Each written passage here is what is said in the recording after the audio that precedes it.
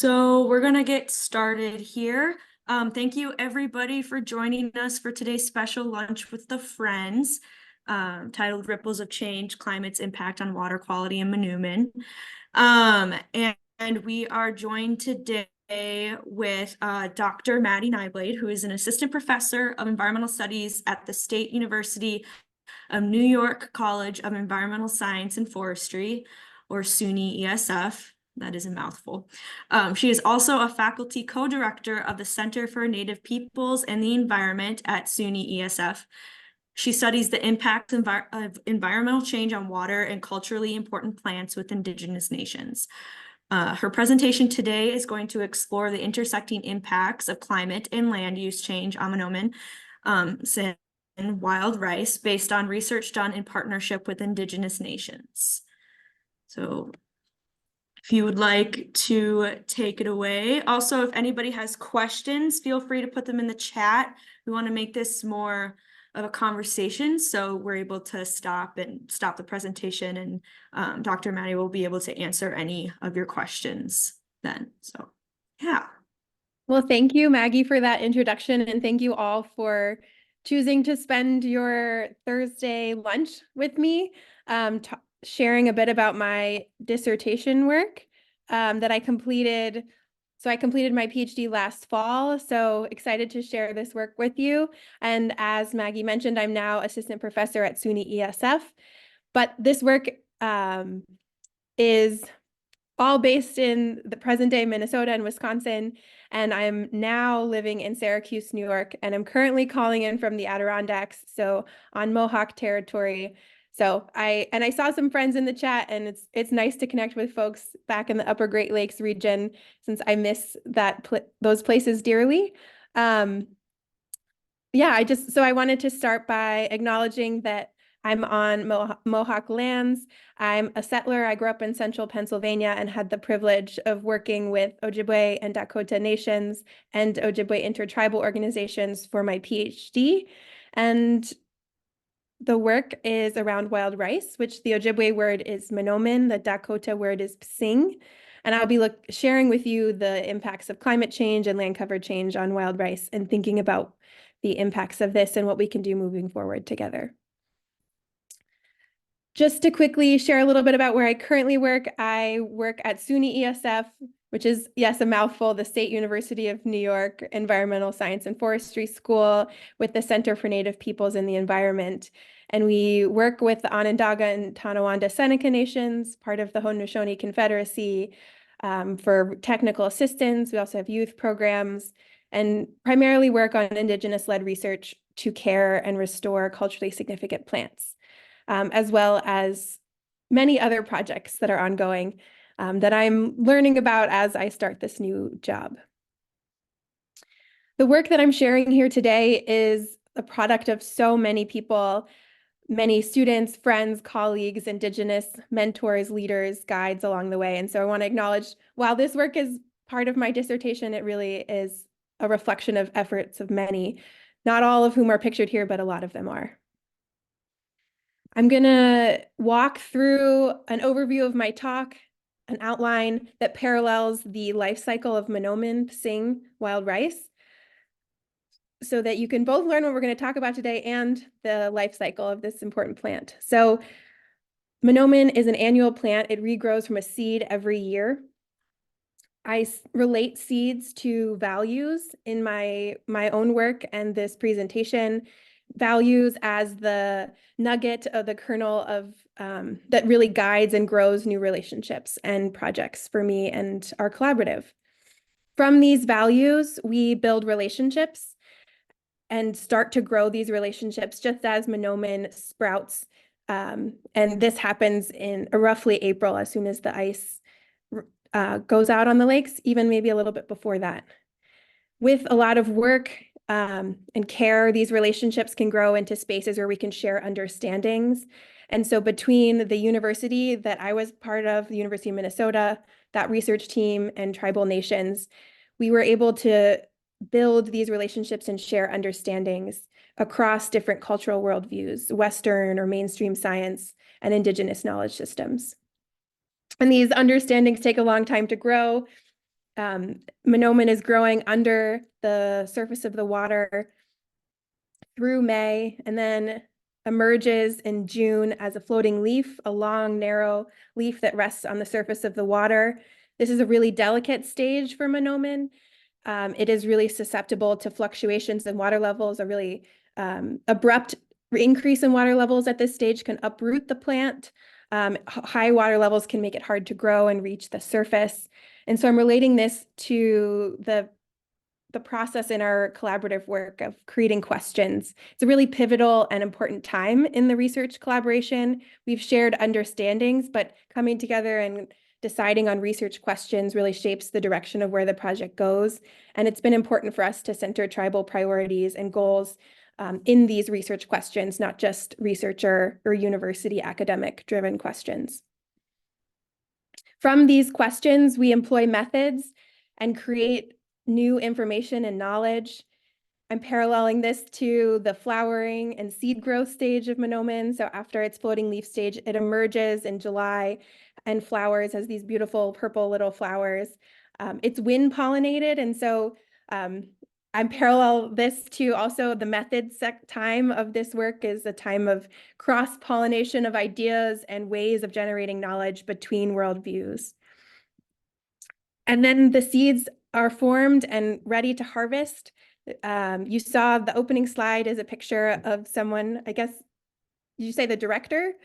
Yep, our executive director. Your executive director harvesting rice, standing up in a canoe with a push pole, and then another person in the canoe with knocking sticks that they bend over the rice into the canoe and knock the harvest or the ripe rice into the boat. I'm relating this to the results section of this presentation and of our work, thinking of the results of the formed nuggets of information that have been generated through this process. And then as we share and make sense of and learn from these results, we gather, celebrate, feast, eat Manoomin together, and then spend time reflecting on what we've learned. And Manoomin rests over the winter through this reflection period and then we'll begin to germinate the next season. So this is an overview of the life cycle of Manoomin as well as the outline for the presentation. I'm going to start with some background that builds into my values that guide this work. Again, Psin is the Dakota word for wild rice, Manoomin, the Ojibwe word. This is a map here of the range. There's 3 different species of wild rice in North America. We have Zizania palustris, Zizania aquatica, and Zizania texana. Zizania palustris is northern wild rice, and that's mapped here in a gradient from dark purple to yellow. And you can see that the higher density is in that yellow, lower density in the purple, and the highest density is really clustered around this upper Great Lakes region, including in the boundary waters. There's also southern wild rice, Zizania aquatica. Again, high density in yellow, low density in purple. And this is present, this southern wild rice is present in Minnesota, Wisconsin, more in the south. But it definitely has a bigger presence along the coast and even into the Gulf of Mexico. There's a third species, Zizania texana, which is a remnant population that actually still lives in one area in Texas.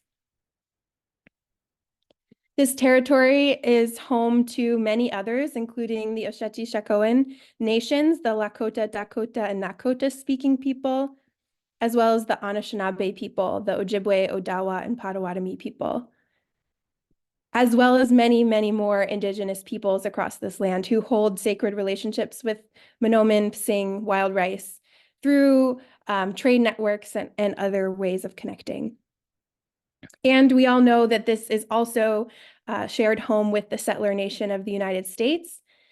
The map I have here in hot pink are the ceded territory lines of the territories that were ceded from indigenous nations to the United States.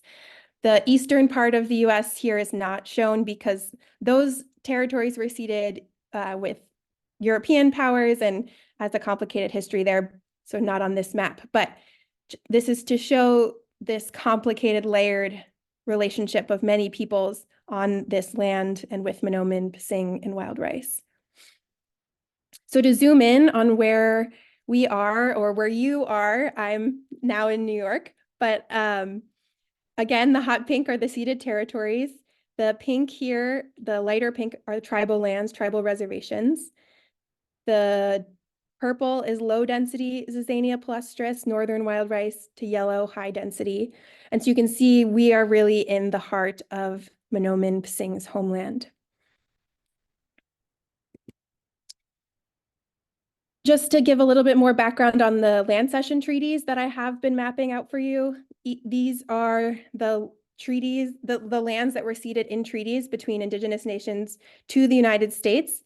The year that these treaties were signed is in this map here. And the treaties for this region, the territories were ceded from the Anishinaabe, the Oceti-Sakowin, the Ho-Chunk, Menominee, and Sac and Fox people. Tribes are sovereign nations. They were prior to US colonization and they continue to be today. And this sovereignty is deeply connected with the land. And one way we see this today is through tribes' continued relationships with Manoomin, Psing. On the left here, we have a photo of harvesting on the Prairie Island Indian community, Dakota community, as well as on the right here, a picture of traditional processing of Manoomin from the Lac de Flambeau Band of Lake Superior, Chippewa. Manoomin is the cultural foundation and sacred relative for the Ojibwe. It's central to their migration story. They came from the east coast of Turtle Island of North America and migrated here to where the food grows on water. And this is a photo from Fond du Lac, and you can see this plant growing here. For those of you unfamiliar, that's completely blanketing the lake is Manoomin, and it really is the food that grows on water. Some of the traditional practices include bundling rice, which you can see in this black and white photo here as well, to protect and mark out family rice beds. Psing, again, the Dakota word for wild rice, is a sacred food and first medicine for the Dakota. Psing, this is a photo of Psing of southern wild rice, Zizania aquatica, on the Prairie Island Indian community. In the backwater pools of the Mississippi, it's actually returning and growing in more abundance in the last couple of years. And the Dakota or the Prairie Island Indian community has held public events to get to know, meet Psing and learn from it again.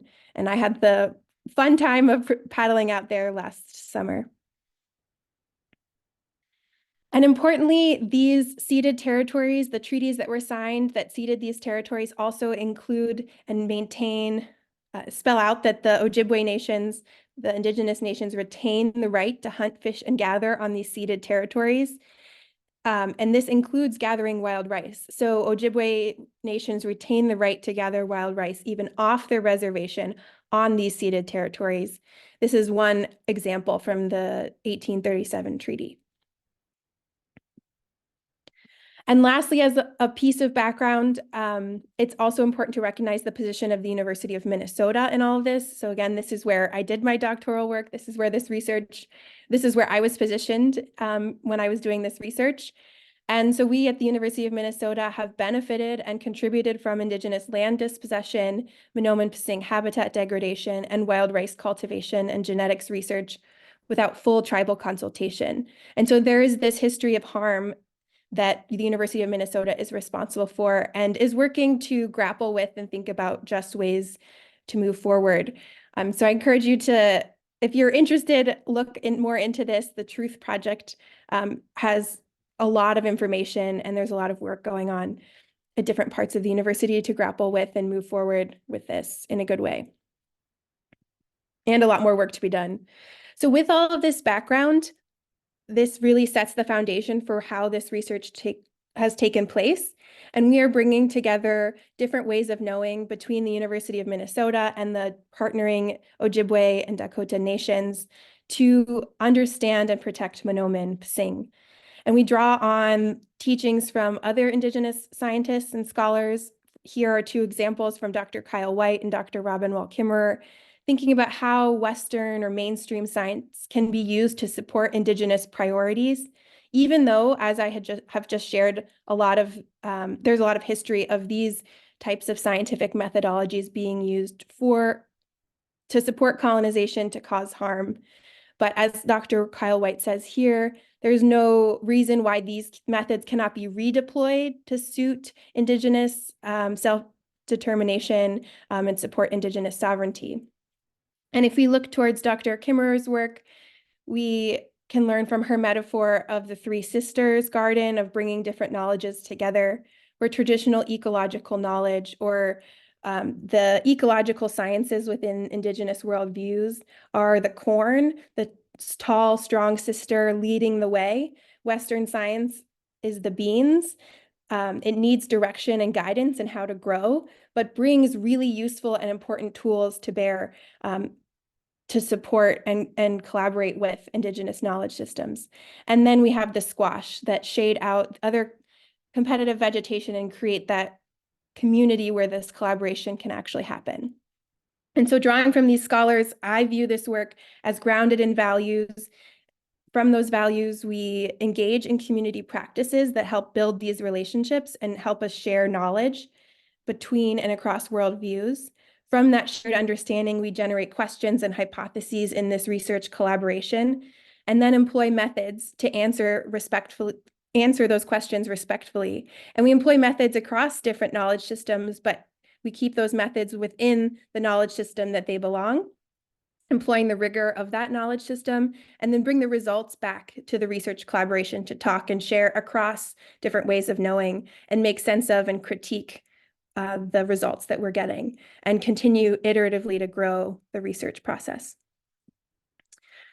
So from this background and from our relationship building, we identified 6 different values that really ground our work: humility, reciprocity, personal connections, interrelatedness, spirit, and healing.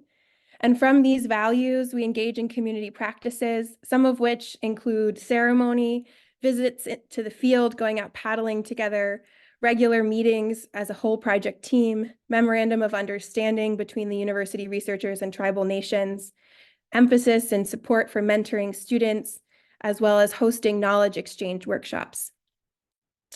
I don't have time to talk about all of these, but this has definitely been the highlight of the work of all the time we've gotten to spend together. So I'm just going to share a couple pictures here.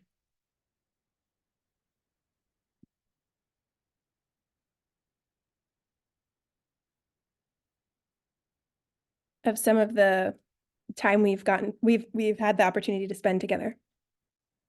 One part of this I want to call to your attention is the memorandum of understanding we have between the university researchers and tribal nations. This is to hold researchers accountable to respecting tribal sovereignty, especially with the recognition that the university has not done this in the past. So it's important to have this official document to hold university researchers accountable. So there's many different parts of this, but I want to call your attention to the data ownership and sharing aspect. We agree to share the data, recognize ownership of the nations, the tribal nations, in owning that data rather than just having the university own that data. So from these shared values and community practices, we've built these relationships and solidified that through that memorandum of understanding into the research collaborative Kawegadana Dawendamin Manoomin, where we have studied a bunch of different lakes, as well as data from across the region to really understand Manoomin and Psin and what it's doing and how we can better protect it. This process of sharing and bringing different ways of knowing together has happened iteratively, kind of on a seasonal cycle. It started with us going out in the field together, paddling, being in the rice together, taking water samples, deploying sensors, as well as sharing stories and laughing and eating lunch together. And our notebooks have been full of both quantitative data as well as notes about stories and jokes that we've told. And then we've brought that data back to the University of Minnesota. This is part of what I was doing for my graduate work, processing this data, making sense of it, putting it in graphs, coming up with some questions, some preliminary analyses, and then sharing it back with the tribal nation we were working with in the form of a report with these graphs, with these stories, everything that we've learned together, and then shared this with each nation in a series of meetings, mostly on Zoom, to discuss what their understandings, interpretations were of all of this information, what things they were noticing. Like, why does the water level go up here? Oh, there's a floating bog that has blocked the outlet at this point in the summer. And we shared patterns and relationships that we've seen and heard a lot from the tribal members that added to our understanding of Manoomin ecosystems and shaped the future questions and research we pursued on this work, and really shaped how we understood Manoomin ecosystems and changed the conceptual models we were holding as researchers about Manoomin. And so to show you how our research changed with collaboration from Indigenous nations, I'm going to walk through how our conceptual models have changed. This diagram in the left here is a picture of the very first conceptual model we included in the original grant, and it's focused primarily on sulfate cycling. And you can see that we were really concerned about the impacts of sulfates on Manoomin health because that was a known concern, so wanted to better understand how sediment, iron, organic matter, how the geology and groundwater all played into this that impacted Manoomin. But when working with the tribal nations, we learned that they were familiar and understood the impacts of sulfate and the contaminants coming from mines, but were really concerned about why Manoomin was declining or how Manoomin was doing in other areas that weren't impacted by mines. Because in fact, Manoomin needs a lot of other things also besides just low toxin level to grow. It needs nutrients, seeds, cold winters, no late season severe storms. It needs pollination, wind pollination, stable water levels, and so on. And so from these conversations, we realized and learned there's so much more going on here than just the sulfate story. And that in fact, there's a deep and rich interconnected web of other beings such as red-winged blackbirds, rice worms, carp, muskrat, wolves, beavers, playing into this, different forest impacts, as well as droughts and fires and snowfall, all playing into Manoomin health. And so we started to think about the interplay of sediments, nutrients, and water levels, and how Manoomin is competing with other plants. And importantly, we also started to hear about the concerns of climate change and how climate change was changing some of these ecosystem and habitats and water levels and how that was impacting Manoomin health. We learned from the Great Lakes Indian Fish and Wildlife Commission Climate Change Vulnerability Report, as well as the 1854 Treaty Authority Vulnerability Assessment, that Manoomin is highly vulnerable to climate change. And so that became one focus area for me in my work based on these conversations. And importantly, we also started to learn more about all of the ways people have impacted Manoomin health originally we're thinking about mining and toxin levels and sulfate, but also thinking about agriculture, logging, urban land use, tile drains, and so on.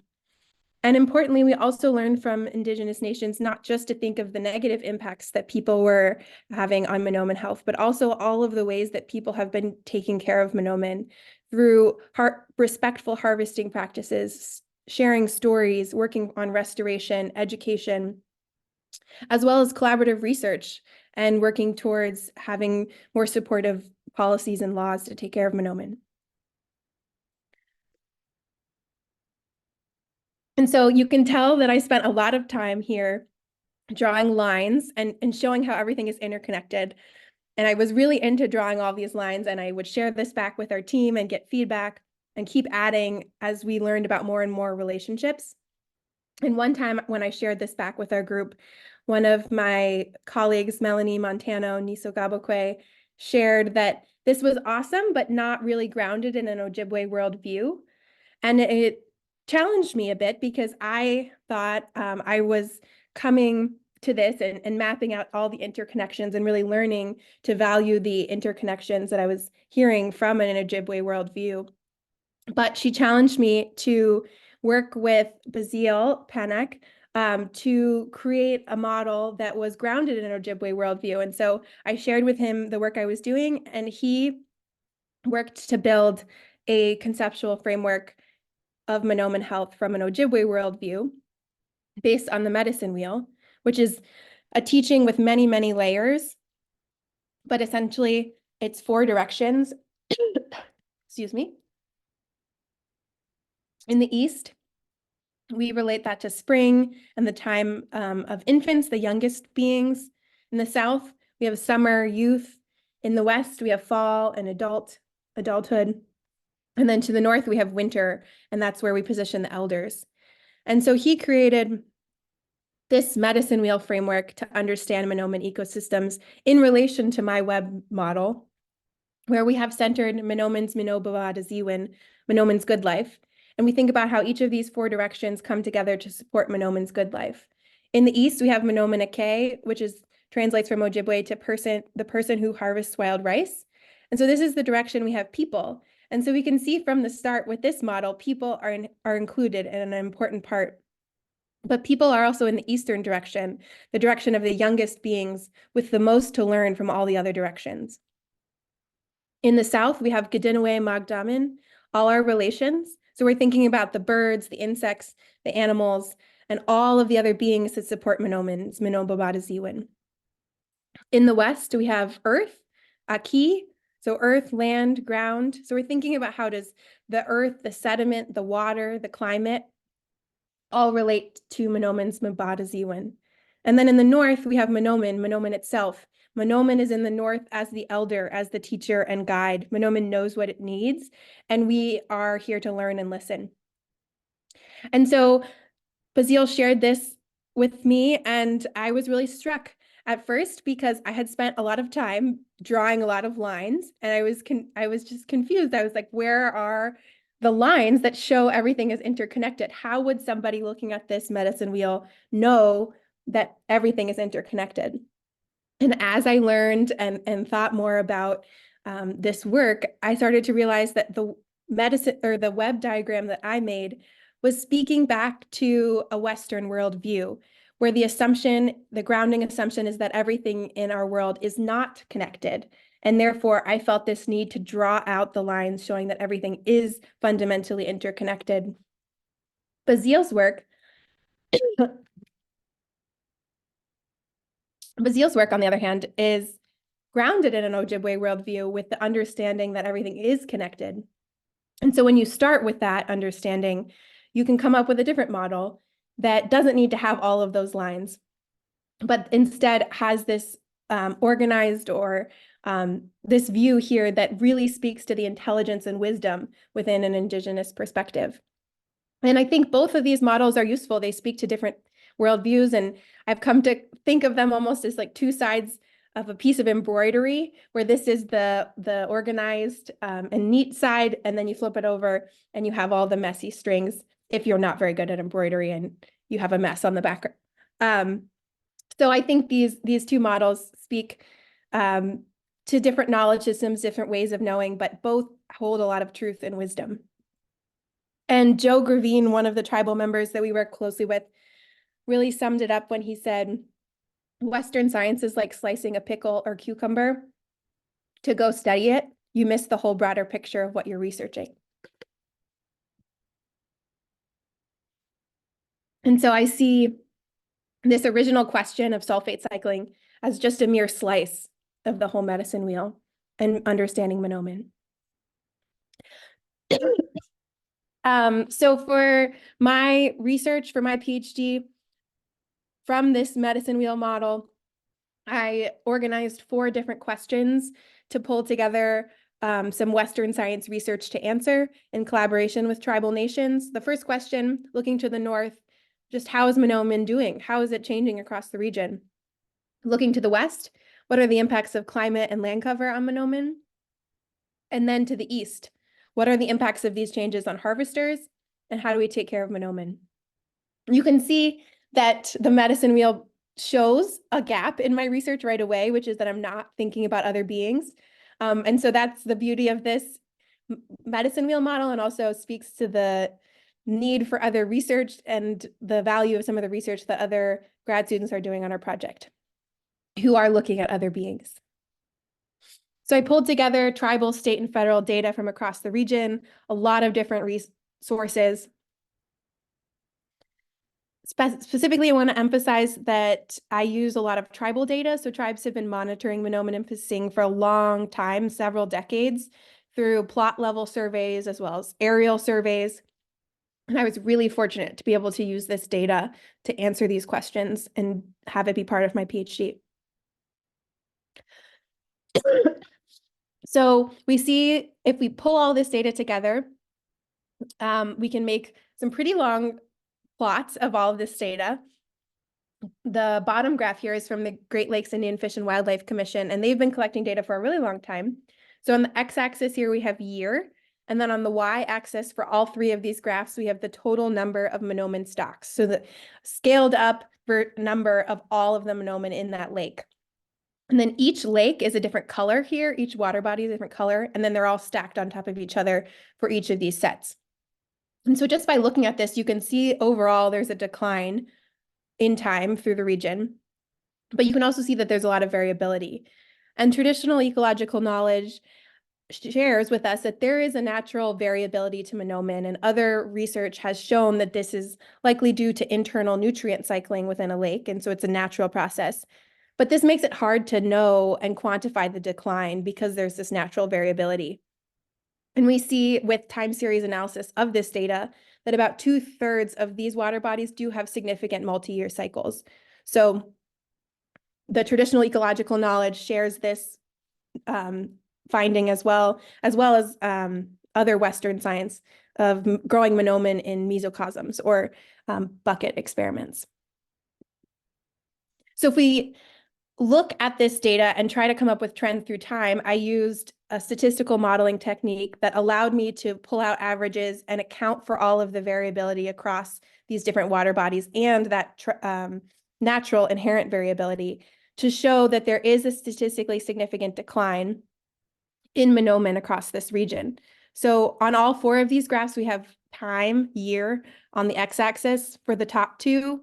The y-axis is stocks per meter squared. So we're thinking about Manoomin density. How many Manoomin stocks are in a square meter? And we see that the average decline here is about 6 to 7% per year across both the Glyphwick data and the 1854 Treaty Authority data. So the Glyphwick data is the northern part of Wisconsin, the 1842 and 1837 ceded territories. And then the 1854 Treaty Authority data is the northern Arrowhead region of Minnesota. Glyphwick also had tribal harvest and non-tribal harvest data, and we see that there's a decline in tribal harvest of about 3% per year, but there's not a decline in non-tribal harvest. I also looked at the impacts of climate on Manoomin, and we see that we have less Manoomin abundance with less snow, less ice duration, higher winter temperature means, more precipitation during the floating leaf stage, higher water levels during that floating leaf stage, and more days above 4 degrees Celsius.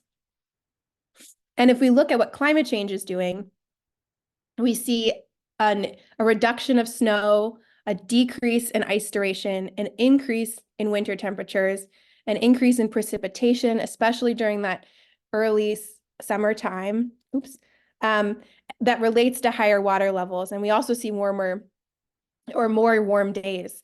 And so from this, we can draw the conclusion that Manoomin is being negatively affected by anthropogenic climate change in the past, but also moving forward with these projections. I also looked at the impact of land use on Manoomin, and the results show that there's a negative relationship with agricultural area. There's strongly negative relationships with urban area, but in one data set, there was actually a positive relationship with urban area, and this was looking across entire watersheds.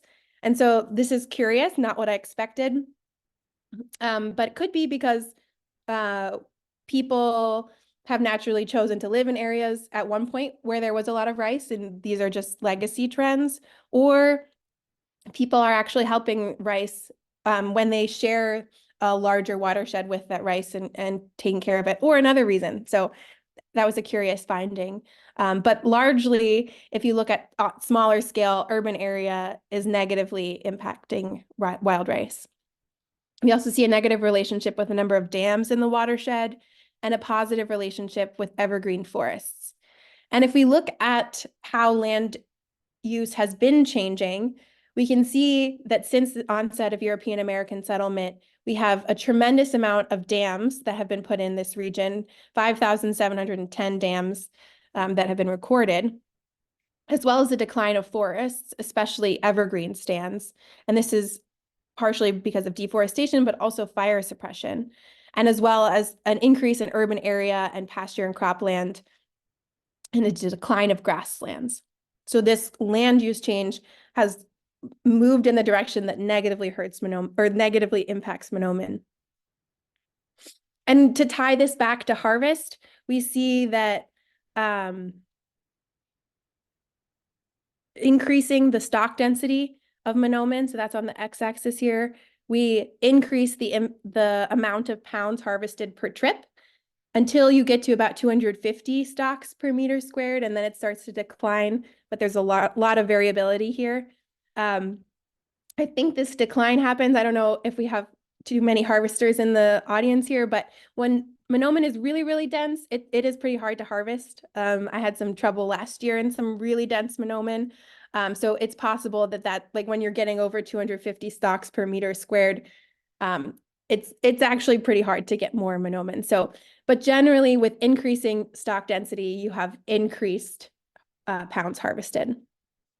So to sum up these results, we see that Manoomin Psin availability for harvest is declining across the region, in part related to land cover and climate change.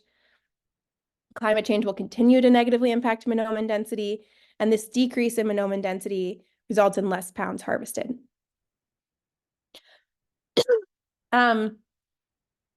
So I was also asked by several folks to also look at if we could pull out the relationship between harvesting Manoomin and its impacts on density.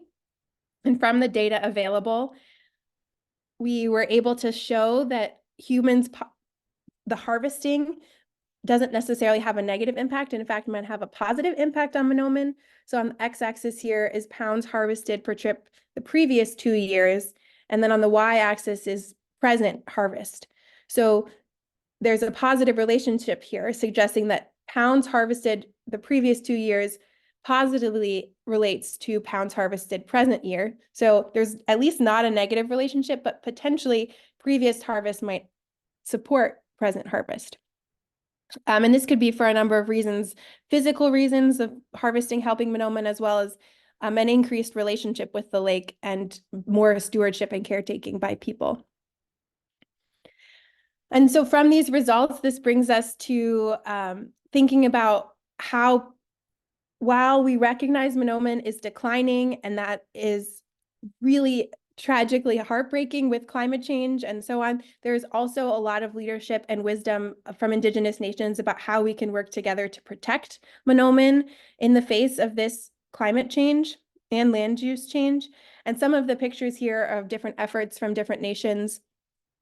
But some of the ideas that have really come out from this research and pulling together from all of these different nations for stewarding Manoomin include tribal management and collaboration, harvesting in a good way, reseeding, bundling rice, returning to older traditional practices, helping manage water levels to keep the water low during the floating leaf stage, clearing out outlets, having better relationships with beavers, removing competitive vegetation, helping mix sediment, excluding geese with geese exclosures, and changing forestry practices and agricultural practices, preventing pollution, all in efforts to protect what is left.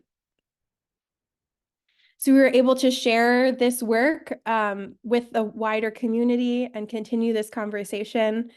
And it's exciting to be able to share this with you all and continue this conversation here as well as we've shared at some academic conferences where Joe Gravine here really reflected on the project and thinking about how this work is really about healing the environmental wound where Western philosophies have dominated and caused destruction. And we are healing by bringing Indigenous knowledges up to equal so we can achieve environmental justice for Manoomin. And so I will leave you with these 4 takeaways from this talk. First, Manoomin is declining across the region, and this is caused in part due to climate and land cover change.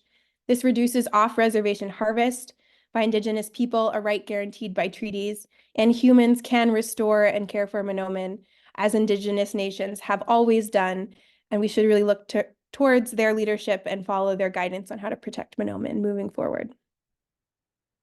So with that, I'll say miigwech, thank you. I welcome any questions. Sorry, I did not keep track of the chat as we went here. And feel free to reach out after this as well if you want to connect more. Yeah, thank you so much. There were only a few comments in the chat section. I don't know if you saw, but I guess the Star Tribune had, I didn't see this, but the Star Tribune had an article about a spill that is threatening wild rice up in Cohasset, Minnesota.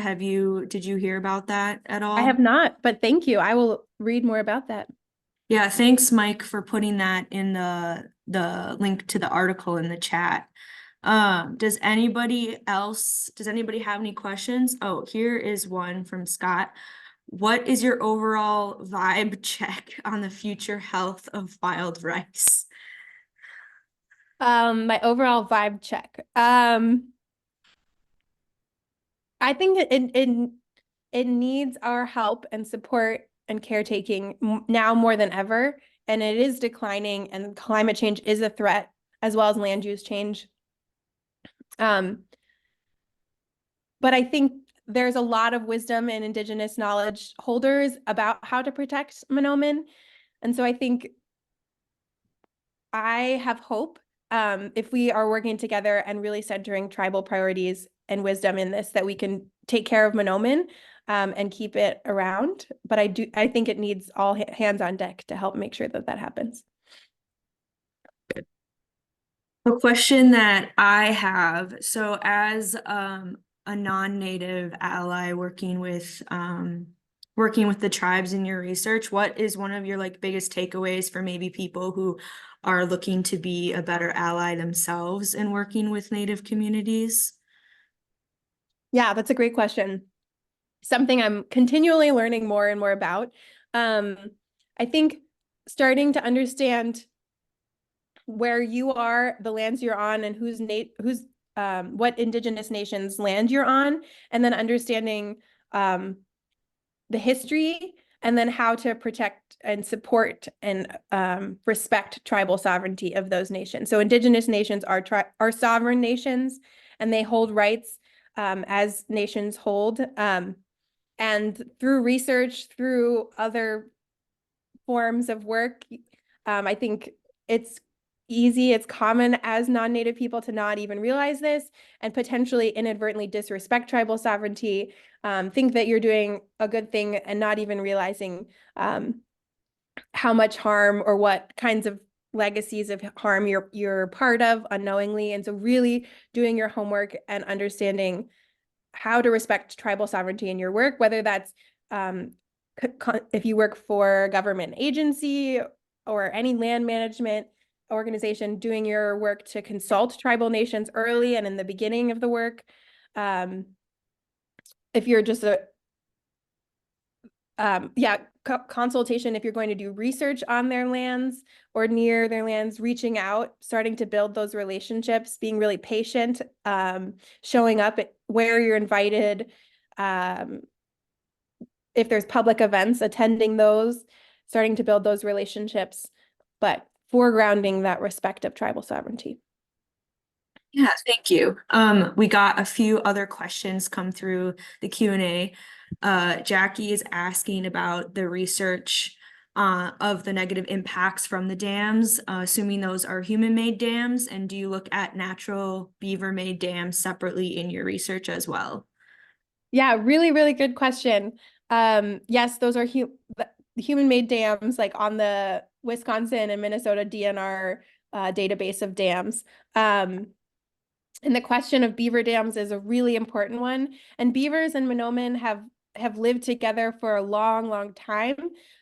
We see now that a lot of management around protecting Manoomin is removing dams, removing beaver dams to lower water levels. But there's actually a grad student at the University of Minnesota in our project right now, Mickey Garrity, who's looking more at what is a respectful relationship with beavers, because just removing them, trapping them, destroying their dams to protect the rice is probably not historically what happened. And so how can we learn from and right the relationship?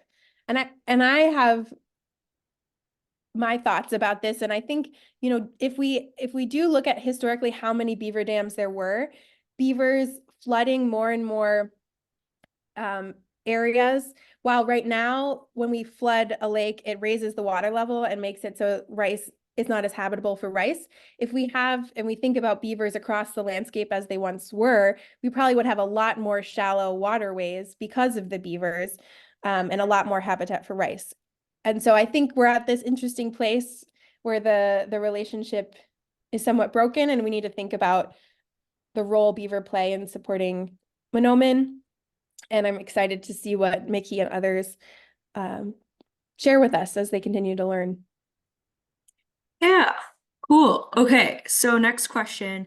Are the Minnesota and Wisconsin DNR agencies doing anything to help? Non-native harvesters pay permit fees every year. Do those funds go to help wild rice? Oh, I don't know where those funds go. There is so I can't speak to that. The Minnesota and Wisconsin DNR, there are parts of those agencies that are working with tribal nations to protect rice. I think there's also a lot of conflict and tension there, and a lot of policies that are not as protective for wild rice. We've worked with folks up on Big Rice Lake, up just south of the Boundary Waters, folks at Minnesota DNR, and they've been incredibly helpful for this work, as well as folks in Wisconsin DNR around near the Lac du Flambeau Reservation on Spur Lake, and the work that they've been doing at Spur Lake to restore or test out different restoration practices has been really, really cool to see. So I think there's a lot of really good people at the DNRs building these relationships and doing this work. There's also a lot of challenges with overall tensions and histories about who's being prioritized. I think you bring up the question of whether the permits go towards protecting rice. I think the DNRs are generally set up and bring in money for more hunting permits, and so more of their management is geared towards hunting or duck hunting in the case of rice. So a lot of the rice habitats are managed for duck hunting, not for wild rice. So that's a point of tension. But yeah, I think there's a lot of people doing a lot of good work, and there's still a lot of tension and challenges. Okay, next question. Adam says, would love to hear a bit more about how, when you were encouraged to reframe your webs into a more traditional native view of the world, we could apply that viewpoint to other climate issues. What are you hearing from your native colleagues on how we should be reframing our viewpoints in general? Yeah, that's a really good question. I think one piece of the story, I don't know if I emphasized, was so I was really focused on climate change for a bit, and then we were building, part of the work has been to build better relationships with Dakota nations, because the University of Minnesota and the Twin Cities is on Dakota homelands, and Dakota people have a relationship with Psin. And so we were working to do that, and the more I was in conversation with folks at the Dakota nations, they really challenged me to see climate change as just one layer on top of this whole story of colonization that's hundreds of years of change of this landscape. And like climate change is an important piece to understand now, but it's layered on top of centuries of land use change, of just destruction of wetlands, of tile drains, of farming, of deforestation, of fire suppression, of putting in a bunch of dams, straightening streams, this massive environmental change. And Dr. Kyle White also speaks incredibly well to this, thinking of this huge ecological transformation that's happened with settler colonization, and climate change is just one more layer, in fact, and it's interconnected too with this land use change. And so rice declining because of climate change is just the slice of the story right now, but it's this full story of 200 years of decline of rice. And so I think we can apply that to other, when we think about climate change, it's not just things, it's important to not think of it just the last couple of decades, but thinking of the context of the last 200 to 500 years of colonization and what has happened to this landscape, and putting it into that context. Okay, next question is from Mike. Any comment on Michigan, Wisconsin, and elsewhere legislative efforts to establish rights of nature with respects to rivers, forests, Lake Superior, etc.? Also, there was a bill that came through this past session. I don't know if you're familiar with the rights of Manoomin here in Minnesota. So just wondering if you have, what your thoughts are on that. Yeah, so White Earth Nation has the rights of Manoomin already as part of their national set of laws. And it's really cool to see other states too start to think about what that would look like. Yeah, I would be really excited to see where that goes, and curious how things would be enforced and how that would polluters be held accountable and in what way. But I think it's really inspiring to hear that conversation and really following the leadership of Indigenous nations on this work to find ways to fully and more truly protect Manoomin and the waters that it grows in. Well, that looks like all of the questions that have come through. If anybody has any other last minute ones, make sure you submit those now. But it's not looking like anything is coming through. Could you please fast forward the presentation to the very end for me? Thank you. So just a few, there might be a question. Jackie's asking for clarity. Was it Article 5 or 6 that you cited early on in your presentation? I think it's Article 5 for the 1837 treaty. This might be too far to go back. Oh, now it's like stalled. I think it's Article 5. Okay.